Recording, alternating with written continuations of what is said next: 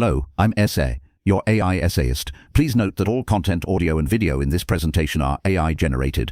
As AI can sometimes produce inaccuracies, I encourage you to verify any factual information presented. With that in mind, let's begin. Here begins Adolphe Quetelet's Letters on the Theory of Probabilities as applied to the moral and political sciences, published in 1843, represents a pivotal moment in the application of statistical methods to the human condition. This essay embarks on a detailed critical examination of Quetelet's work, focusing on the validity and coherence of its central claims, arguments, and methodological approaches as they are presented within the text itself. We will navigate through Quetelet's letters, scrutinizing his application of probabilistic reasoning to social phenomena and evaluating the evidence he marshals to support his assertions. The intent is to expose the internal logical structure of his argument, revealing both its strengths and areas of potential weakness. Section 1: Introduction to the Philosophy of Statistical Regularity. Quetelet opens his letters by establishing the fundamental premise that, beneath the apparent chaos of human affairs, predictable statistical regularities exist, mirroring the laws governing the natural world. He postulates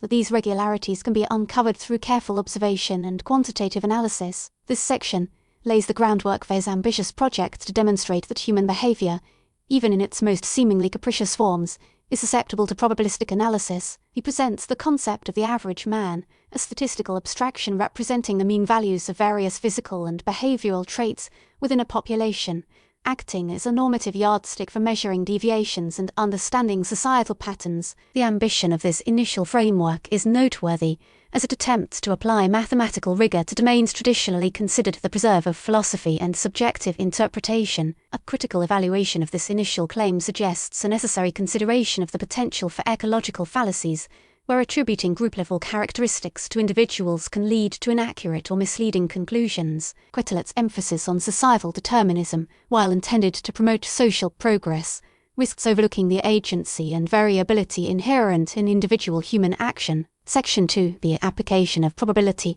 to Crime Statistics. One of the most controversial aspects of Quetelet's work lies in his application of probabilistic reasoning to crime statistics. He argues that the propensity for crime, like other human characteristics, is subject to statistical regularity. He observes that the number of crimes committed in a given society, categorized by type and demographic group, remains remarkably consistent from year to year. He attributes this consistency to underlying social causes, such as poverty, unemployment, and lack of education. Quetelet posits that society, in essence, prepares the crime, and the guilty are merely the instruments by which it is executed. This claim, however, invites scrutiny. While acknowledging the influence of social factors on crime rates is valuable, reducing individual culpability to a mere consequence of societal forces raises ethical concerns. Critics have argued that this deterministic view diminishes personal responsibility and the importance of free will. Furthermore, the interpretation of crime statistics as indicators of societal health requires careful consideration of potential biases in data collection and reporting. Changes in policing practices, legal definitions, or public awareness can all skew crime statistics, leading to inaccurate conclusions about underlying social trends. Section 3: The Stability of Social Characteristics. Quetelet extends his statistical analysis beyond crime to encompass a wide range of social characteristics, including marriage rates, suicide rates, and literacy levels. He finds similar statistical regularities in these domains, arguing that they reflect underlying social and cultural norms. He emphasizes the stability of these characteristics over time, suggesting that societies possess an inherent equilibrium that resists significant change. This assertion prompts an examination of the mechanisms by which societies maintain these equilibria. Quetelet attributes it, in part, to the influence of collective habits and customs, which shape individual behavior and reinforce social norms. However, this emphasis on stability can be interpreted as neglecting the dynamic and evolving nature of societies. Historical evidence demonstrates that societies are constantly undergoing transformation, driven by technological innovation, political upheaval, and cultural exchange. A more nuanced perspective would acknowledge both the forces that promote stability and those that drive change. Considering how Quetelet reconciles statistical observations with the complexities of social evolution presents a key challenge in interpreting his work. Section 4: The Concept of the Average Man and its Limitations. The average man, as conceived by Quetelet, serves as a central analytical tool. He intends it to be a representative of the typical characteristics of a population. By measuring deviations from this average, one can gain insights into the distribution of traits and the factors that influence them. The average man is not meant, to be a perfect representation of any single individual, but rather a statistical abstraction that captures the central tendencies of the group. This conception, however, presents several conceptual challenges. The very notion of an average can be misleading, as it obscures the diversity and heterogeneity within a population. Furthermore, the traits selected for inclusion in the average man are inherently subjective and reflect the priorities and biases of the researcher. Quetelet's focus on physical characteristics, such as height and weight,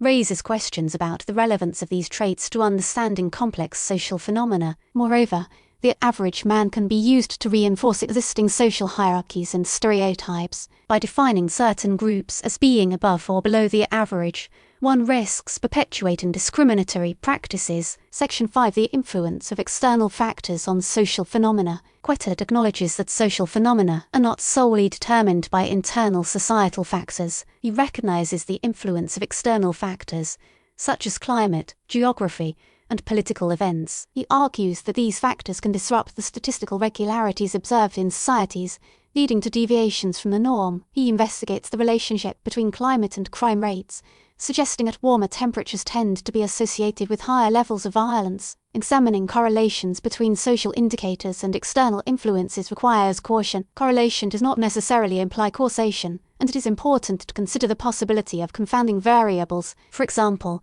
the relationship between climate and crime rates may be mediated by other factors, such as poverty or population density. Furthermore, the aggregation of data across large geographical areas can obscure local variations and nuances. A more rigorous analysis would involve controlling for potential confounding variables and examining the relationship between climate and crime rates at a smaller spatial scale. Section 6.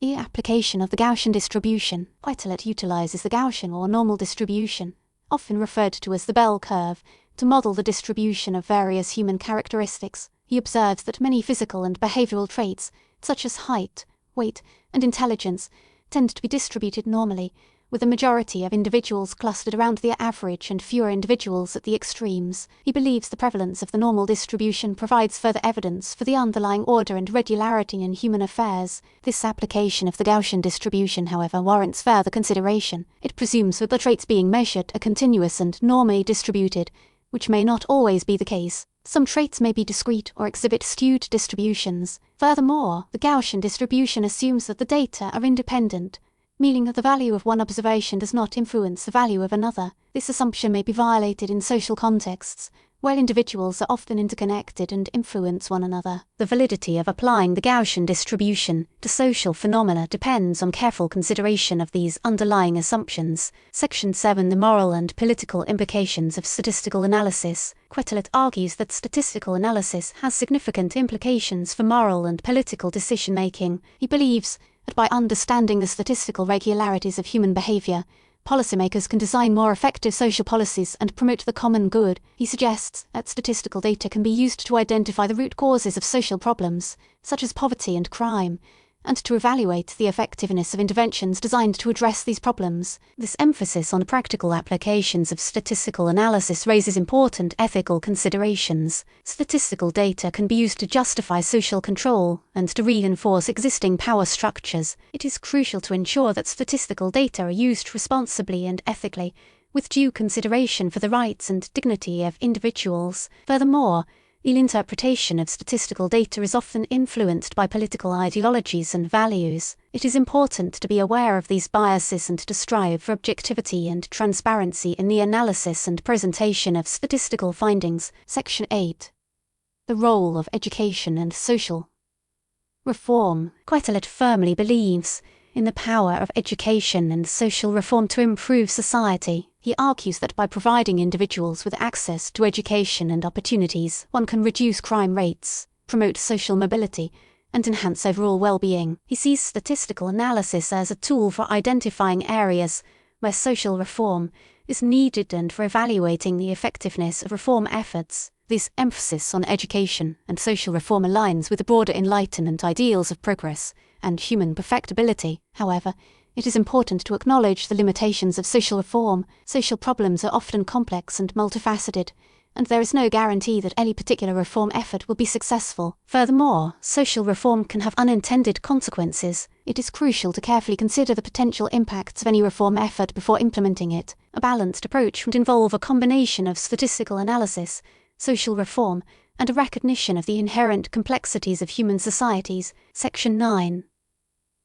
The critique of free will and determinism. Quetelet's emphasis on statistical regularity and the predictability of human behavior raises fundamental questions about the nature of free will and determinism. His work has been interpreted by some as suggesting that human actions are entirely determined by social forces, leaving little room for individual agency or choice. However, Quetelet himself did not explicitly deny the existence of free will. He argued that while individual actions may appear to be random and unpredictable, they are ultimately constrained by the laws of probability. This perspective attempts to reconcile the apparent contradiction between free will and determinism. It suggests that individuals are free to make choices within a limited range of possibilities, but that these choices are ultimately influenced by social and environmental factors. This nuanced view acknowledges both the importance of individual agency and the influence of external factors on human behavior. The ongoing debate about free will and determinism underscores the philosophical complexities inherent in applying statistical analysis to the human condition. Section 10. Contemporary reception and subsequent developments. Quetelet's work had a profound influence on the development of sociology, criminology, and other social sciences. His application of statistical methods to the study of human behavior paved the way for quantitative research methods that are widely used today. His concept of the average man has been both praised and criticized, but it remains a central concept in statistical analysis. It is imperative to note, however, that not all reception was universally positive. Many contemporary critics, particularly those rooted in philosophical schools emphasizing individual liberty and moral responsibility, voiced strong objections to what they perceived as a reductionist and deterministic view of human nature. These criticisms prompted subsequent generations of social scientists to refine and revise Quetelet's methodologies, incorporating more nuanced understandings of human agency and social complexity. Subsequent scholars have developed more sophisticated statistical techniques for analyzing social phenomena, addressing some of the limitations of Quetelet's original approach. The legacy of Quetelet's letters on the theory of probabilities lies not only in its groundbreaking application of statistical methods, but also in the ongoing debates and refinements it sparked within the social sciences. Section 11. Limitations of statistical generalization. A central challenge inherent in Quetelet's work, and one that continues to resonate within social scientific inquiry, pertains to the limitations of statistical generalization. While Quetelet sought to identify universal laws governing human behavior, grounded in observed regularities across large populations, the extent to which such generalizations can accurately predict or explain individual actions remains a contentious issue. Critics have argued that focusing exclusively on aggregate trends can obscure the unique circumstances, motivations, and experiences that shape individual choices. Furthermore, statistical correlations, even when robust, do not necessarily imply causation. Attributing specific outcomes to particular social factors requires careful consideration of potential confounding variables and the complex interplay of multiple influences. The ongoing debate surrounding statistical generalization highlights the need for a balanced approach that combines quantitative analysis with qualitative insights, recognizing both the power of statistical regularities and the importance of individual Section 12. The evolution of criminological thought. Quetelet's application of statistical methods to the study of crime had a significant impact on the development of criminological thought. His emphasis on social factors as determinants of crime rates challenged traditional theories that focused solely on individual pathology or moral failing. While his deterministic perspective has been criticized, it paved the way for sociological approaches to crime that emphasize the role of poverty, inequality, and social disorganization in shaping criminal behavior. Subsequent scholars have built upon Quetelet's foundation, developing more nuanced theories of crime that incorporate both individual and social factors. For example, strain theory suggests that crime arises when individuals are unable to achieve their goals through legitimate means, while social learning theory emphasizes the role of peers and social networks in transmitting criminal behavior. The evolution of criminological thought reflects a continuous effort to refine and expand upon Quetelet's original insights, incorporating new theoretical frameworks and empirical findings. Section 13. Data quality and bias. Quetelet Reliance on statistical data to support his claims underscores the importance of data quality and the potential for bias. In the 19th century, the collection and compilation of social statistics were often rudimentary and subject to various forms of error. Data may have been incomplete, inaccurate, or selectively reported, leading to skewed or misleading results. Furthermore, the interpretation of statistical data was often influenced by the prevailing social and political biases of the time. For example, crime statistics may have been used to justify discriminatory practices against certain ethnic or racial groups. A critical assessment of Quetelet's work requires careful consideration of the limitations of the data he used and the potential biases that may have influenced his analysis. Modern statistical methods have addressed some of these issues, but the potential for data bias remains a concern in social scientific research. Rigorous data validation, transparent reporting procedures, and awareness of potential biases are essential for ensuring the integrity of statistical findings. Section 14. The significance of contextual factors. While Quetelet recognized the influence of external factors on social phenomena, a deeper appreciation of the significance of contextual factors has emerged in subsequent scholarship. Contextual factors encompass a wide range of social, cultural, economic, and historical conditions that shape human behavior and social outcomes. These factors can vary significantly across different societies and time periods, making it difficult to generalize from one context to another. For example, the relationship between poverty and crime may differ in societies with different levels of social support or different cultural norms. A more nuanced approach to social scientific research involves careful consideration of the specific contextual factors that are relevant to the phenomenon being studied. This may involve using qualitative methods, such as ethnography or case studies, aim a deeper understanding of the social and cultural dynamics at